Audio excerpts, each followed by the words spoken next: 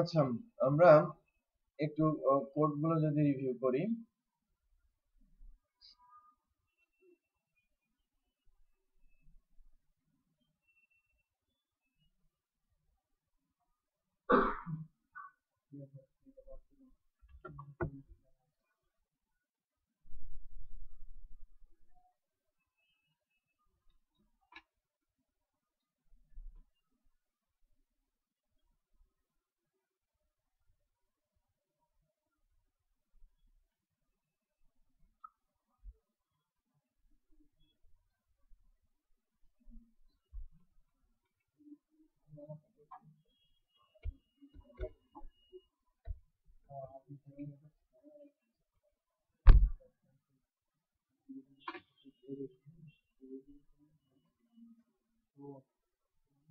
দেখেন আমার এখানে ফাইল আছে ajax search আর search নামে একটা ফাইল,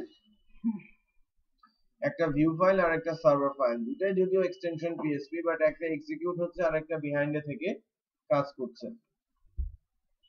আমরা যদি লোকাল হোস্টের থ্রুতে যাই,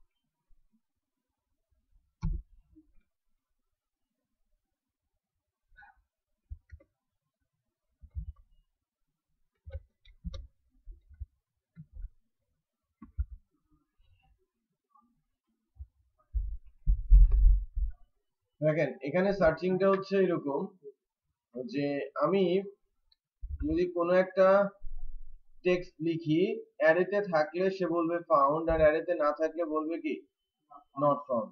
বাট এর জন্য কিন্তু আমাকে পেজ সাবমিট করতে হচ্ছে না। হ্যাঁ, পেজ সাবমিট করতে হচ্ছে না, অথবা লিংক ক্লিক করে করতে হচ্ছে না সার্চ করার জন্য। আবার আমার ইউআরএলও চেঞ্জ হচ্ছে না, কিন্তু সে একটা সার্ভার পেজে গিয়ে একটা অ্যারের মধ্যে থেকে আমার এই টেক্সট গুলোকে সার্চ করে এনে বলছে found are not found. So এটা হচ্ছে আমার ভিউ পেজ যেটা এক্সিকিউট হচ্ছে, আর যেখানে খোঁজ করছে সেটা হচ্ছে এটা সার্চ পেজটা।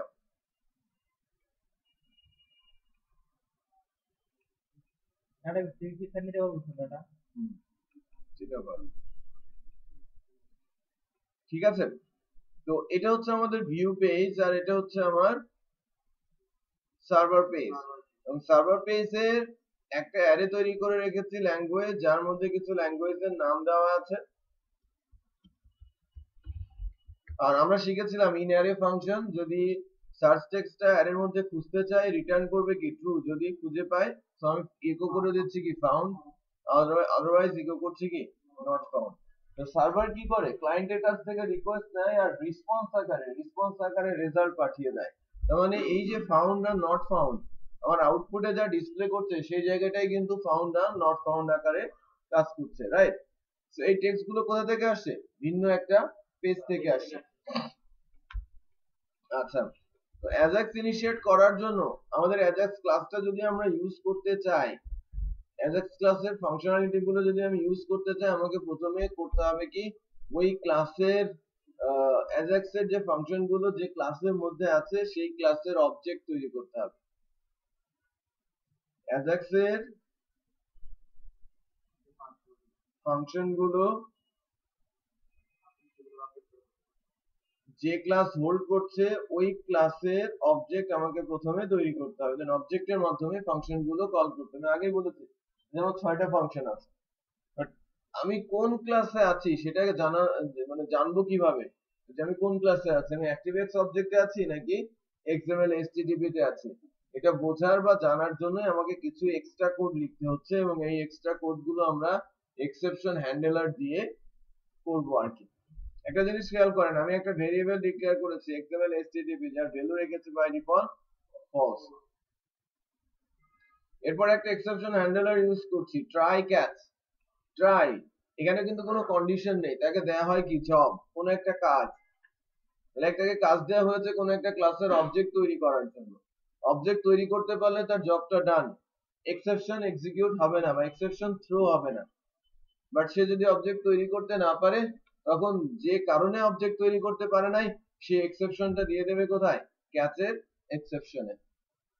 মানে ট্রাই এন্ড ক্যাচ এর কনসেপ্ট হচ্ছে এরকম যে তাকে কোনো একটা কাজ দেওয়া হলো, উপরে থাকবে কি ট্রাই আর এখানে থাকবে কি ক্যাচ। এটা একটা ভেরিয়েবল আর কি। এক্সেপশনটা চলে আসবে কোথায়, এখানে। আমরা ইফ দেন এলস শিখেছিলাম না, ইফ এর কন্ডিশন ট্রু হলে ইফ এ যায়, আদারওয়াইজ কোথায় যায়, এলস এ যায়। এটা ইফ এলস এর মত না, যেখানে কোনো কন্ডিশনই নেই, তাকে কোনো একটা জব দেওয়া হয়েছে, জবটা করতে পারলে সে ক্যাচে আসবেই না, কাজ ওখানেই শেষ। বাট যদি কাজটা করতে না পারে, কি কারণে পারে নাই সেটার ভিতরে এই এক্সেপশনের মধ্যে বলে দেবে, তার মানে এররটা কি সেটা এক্সেপশনের মধ্যে চলে আসবে। আমরা প্রথমে জব দিয়েছি তাকে যে অ্যাক্টিভএক্স অবজেক্ট ক্লাসের, অ্যাক্টিভএক্স অবজেক্ট ক্লাসের একটা অবজেক্ট তৈরি করে এর মধ্যে রাখো। আমরা তো জানি যে কোনো একটা ভেরিয়েবল নেম ইকুয়াল নিউ লিখে ক্লাসের নাম বললে অবজেক্ট তৈরি হয়। তো PHP যে প্রসেস, জাভাস্ক্রিপ্ট এর সেম প্রসেস। তো ms xml2.xml http এই ক্লাসটা, তো এটা কি স্যার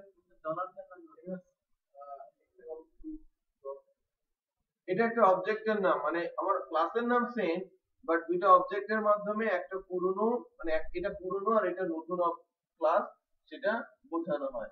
মানে নতুন ব্রাউজার, এটা নতুন ব্রাউজার আর এটা পুরনো ব্রাউজার।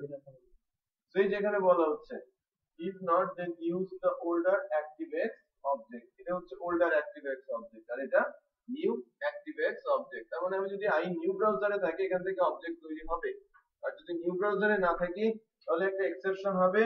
আবার এক্সেপশনের মধ্যে আবার ট্রাই ক্যাচ করা হচ্ছে, এই ট্রাই এর মধ্যে আবার বলেছে ActiveX object Microsoft XML HTTP old i browser. যদি ওল্ড i ব্রাউজার হয় অবজেক্ট তৈরি হবে, আর যদি ওল্ড i ব্রাউজার না হয় এক্সেপশন দিয়ে দেবে। বুঝলে না, older i ব্রাউজারেরই older new, এটা হলো old এটা নিউ আর নিচেরটা আমার old। তো যে কোনো একটা জায়গা থেকে অবজেক্ট তৈরি হবে যদি আমি i ব্রাউজারে থাকি, আর যদি i ব্রাউজারে না থাকি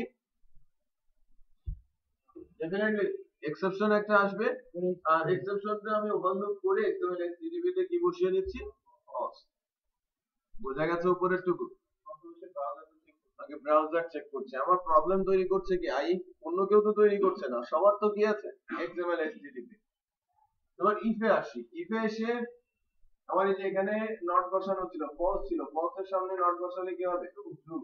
এন্ড পারসন অপারেটর দিয়ে আমি টাইপ অফ ক্যালকুলেট করছি। টাইপ অফ এটা একটা কিওয়ার্ড, যদি কোনো ক্লাসের নাম বলা হয়, ওই ক্লাসটা যদি ব্রাউজারে এক্সিস্ট করে সে রিটার্ন করবে ডিফাইন। টাইপ অফ কোন একটা ক্লাসের নাম আমি যদি বলি, ক্লাসটা যদি ব্রাউজারে থাকে সে রিটার্ন করবে কি ডিফাইন, আদারওয়াইজ সে রিটার্ন করবে আনডিফাইন। সো XML HTTP তো আমার অন্যান্য সকল ব্রাউজারেই আছে, ইভেন আই নিউ ব্রাউজারেও আছে। সো সে কি রিটার্ন করবে define. Define not equal undefined কি হবে, ট্রু। এটাও ট্রু এটাও ট্রু, তার মানে কি হবে ইফ এক্সিকিউট হবে আর XML HTTP রিকোয়েস্টের একটা অবজেক্ট এখানে আসবে। তার মানে অন্য যে কোনো ব্রাউজারে গেলে আমার এখান থেকে অবজেক্ট তৈরি হবে, আর আই ব্রাউজার হলে একদম উপরে অথবা এখান থেকে আমার অবজেক্ট তৈরি হবে। বুঝতে পারছেন, মানে অবজেক্ট তৈরি করার কাজটা, এর জন্যই উপরের এই কয়েকটা লাইনের কোড আমাকে লিখতে হলো। ভেতরের ফাংশনের নামগুলো কি আবার সেম।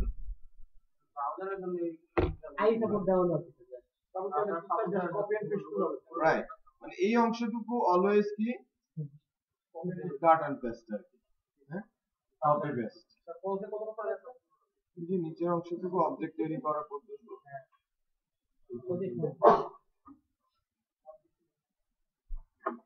এবার আসি, একটু খেয়াল করেন, আমি যখন এই পেজে ফার্স্ট টাইমের জন্য আসি তখন আমাকে বলে দিচ্ছে কি নট ফাউন্ড, তার মানে প্রথমেই সার্চ হচ্ছে, সার্চ করার জন্য এবং অ্যাজাক্স ইনিশিয়েট করার জন্য আমরা জানি যে এটা একটা ইভেন্ট অ্যাট্রিবিউট, আর ইভেন্ট অ্যাট্রিবিউটের মাধ্যমে আমরা জাভাস্ক্রিপ্টের ফাংশন কল করতে পারি তো, on click, on key up, on mouse over, on mouse out, on load, right? ফাংশনটার নাম কি, মানে অ্যাট্রিবিউটটার নাম কি, অন লোড। অন লোডের মাধ্যমে আমরা মেক রিকোয়েস্ট ফাংশনটা কল করছি। আর মেক রিকোয়েস্ট ফাংশনের মধ্যে দুইটা প্যারামিটার, প্রথম প্যারামিটারটা কি ব্ল্যাঙ্ক, আর দ্বিতীয় প্যারামিটারটা কি res।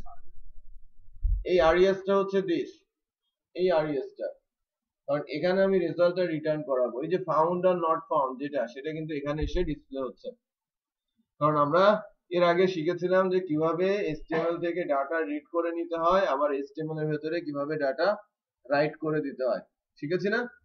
জাভাস্ক্রিপ্টের ক্লাসে আমি একটা এক্সাম্পল দিয়েছিলাম, আমি লিখছিলাম তালা ট্রেনিং, নিচে লেখা হচ্ছিল তালা ট্রেনিং, হ্যাঁ হ্যাঁ, অন কি আপে আমি কিন্তু ফাংশন কল করেছিলাম, রাইট? অন কি আপে আমি যা লিখছিলাম তাই নিচ দিক দিয়ে উঠছিল, তার মানে আমি বলেছিলাম যে আমি এভাবে ডাটা রিড করতে পারি কোন একটা ইনপুট বক্স থেকে, আবার এভাবে ডাটা রাইটও করতে পারি জাভাস্ক্রিপ্ট থেকে।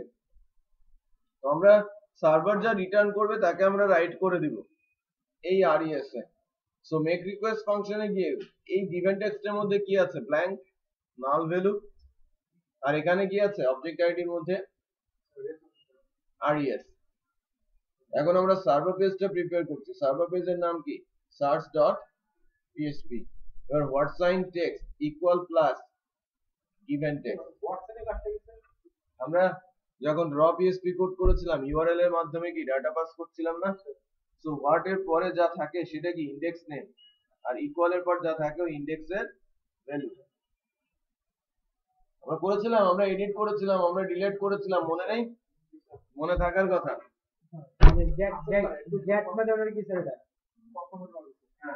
আমরা এরকম করেছিলাম না, delete dot php id equal, এই যে এখানে php ট্যাগ দিয়ে আইডিটা কোন মতে দিয়ে দিচ্ছিলাম, মনে আছে? ইকো আইডি, তার মানে কি হচ্ছিল এখান থেকে, হ্যাঁ, delete php ফাইলে গিয়ে আমরা এই আইডি যখন গেট করছিলাম তখন ইউআরএল থেকে আমরা আইডিটা রিড করতে পারছিলাম। সিমিলার ভাবে আমরা এখান থেকে পাস করছি কি, সার্ভার পেজে গিয়ে ওই টেক্সটটা হবে কি গেটের ইন্ডেক্স, আর ওই গিভেন টেক্সটের মধ্যে কি ওটা একটা ভেরিয়েবল, আমি ইনপুট বক্সের মধ্যে যা লিখবো সেটাই তো আমার ওই গিভেন টেক্সটের মধ্যে আসবে, রাইট?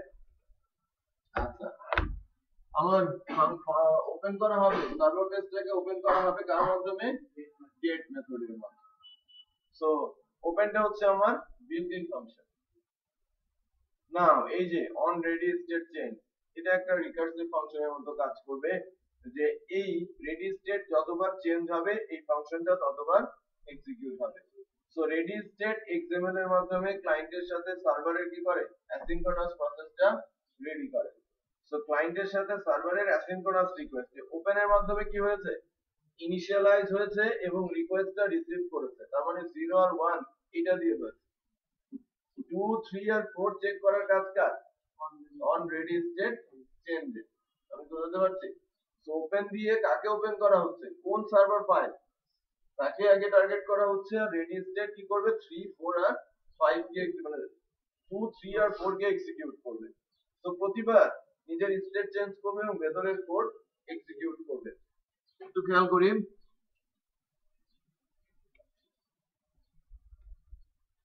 যখনই সে তার স্টেট চেঞ্জ করতে করতে রেডি স্টেট হবে কত 4, এবং ফাইল যেহেতু পেয়েছে স্ট্যাটাস আসবে কত 200, রাইট? ফাউন্ড।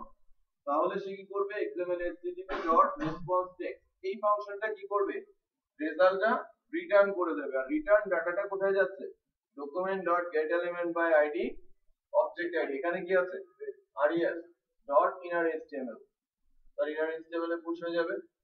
তার মানে রিকোয়েস্টটা পাঠাচ্ছি ওপেন মেথডের মাধ্যমে সার্ভার পেজে, রেডি স্টেট চেক করছে তার অবস্থা, প্রতিবারের স্টেট কাজ করছে কে, সার্ভার পেজ, রেসপন্স পাঠাচ্ছে কে, রেসপন্স পেজ, মানে পুশ করছে কোথায়, কোন একটা HTML এর ইনারে। সো এই যে ভেতরের কোড গুলো ওই ফাংশনটার অলওয়েজ কিন্তু সেমই হবে, বাট কি রিকোয়েস্ট যাবে, কি কাজ করবে, এটা কার সার্ভারের কাজ, বোঝা যাচ্ছে? তো আমি যখন এখান থেকে আসি, আমি যখন কোনো ইনপুট বক্স থেকে আসি, অন কি আপে make request this dot value, এটার মানে কি?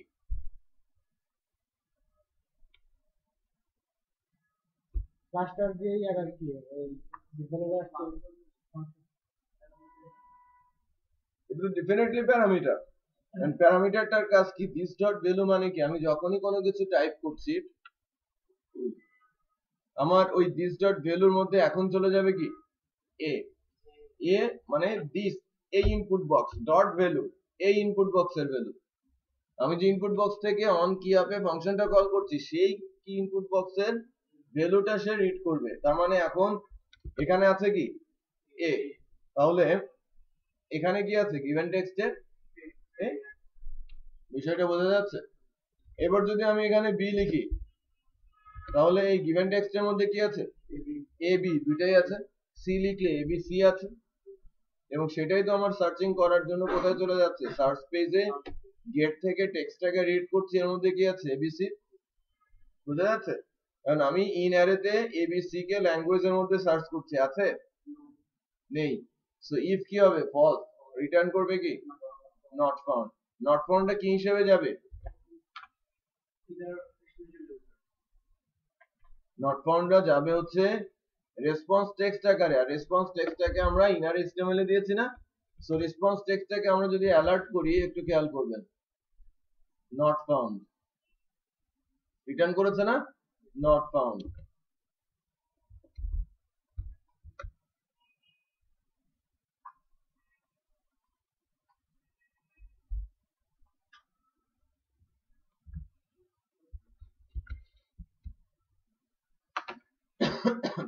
আচ্ছা, সো রেসপন্স টেক্সটটা কি সেটা তো বোঝা যাচ্ছে যে রেসপন্স টেক্সটটা ইনার এইচটিএমএল এর মাধ্যমে আমার এই পজিশনে এসে ডিসপ্লে করছে।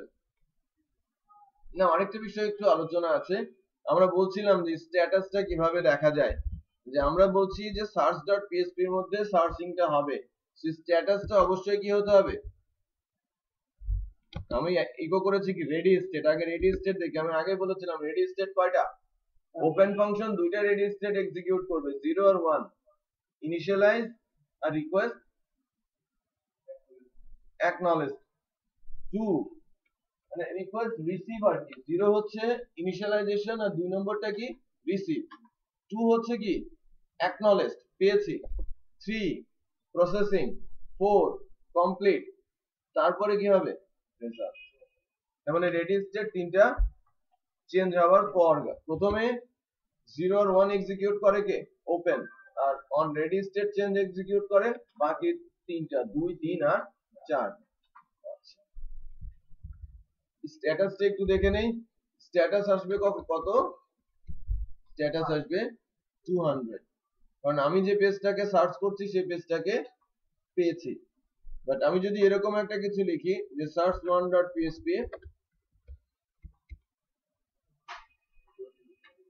আমাকে রিটার্ন করছে কি 404 পেজ নট ফাউন্ড, মানে আমার ইনিশিয়ালাইজেশনই হয় নাই, বুঝা যাচ্ছে? আচ্ছা, আমি পেজকেই খুঁজে পাচ্ছি না, আউটপুট আসে তো পসিবল না। তো আমরা স্টেট, রেসপন্স টেক্সট এবং আদার বিষয়গুলো একটু দেখলাম আর কি। আমি তো করেছিলাম এরকম যে আমি এখানে টাইপ করছি, সেই হিসেবে রেজাল্টটা আসে।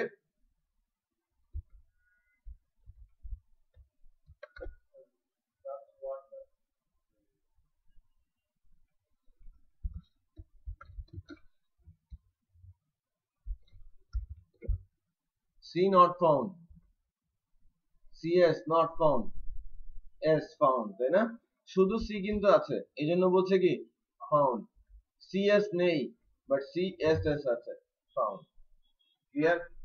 সো আমরা একটা এখন ছোট কাজ করব, এখানে লেন্থ লিখবো 8 অথবা 10 অর 5, ওই লেন্থের পাসওয়ার্ড আমাকে জেনারেট করে দেবে, করে ফেলে দ্রুত, 10 মিনিটস টাইম।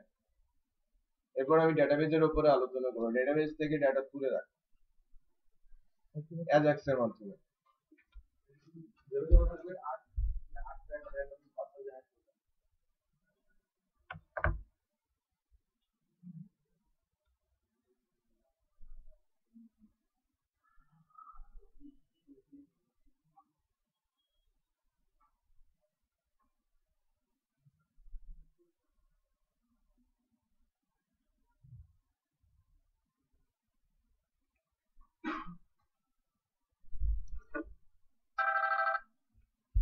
হ্যালো, হ্যাঁ মিস আছে, ওই চারতলায় আছে।